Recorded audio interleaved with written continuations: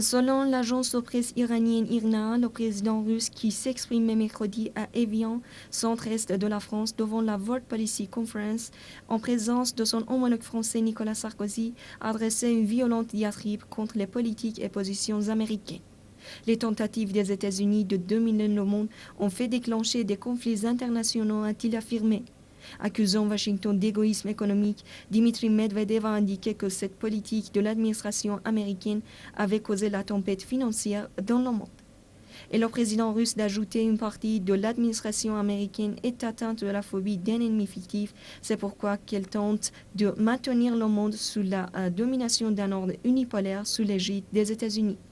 Dans une autre partie de ses propos communiqués par les agences de presse russes, le chef de l'État russe a souligné que la Russie considérait le développement des installations de l'OTAN en Europe comme une menace pour sa sécurité et qu'il s'opposait vivement à la décision américaine d'installer un système de bouclier antimissiles en Europe de l'Est.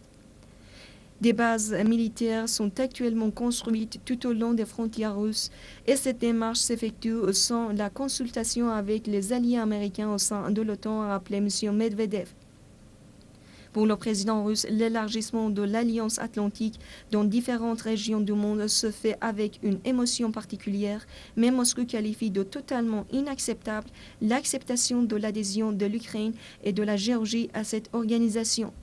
La World Policy Conference a eu lieu mercredi à Évian en présence de plusieurs chefs d'État et de gouvernements européens.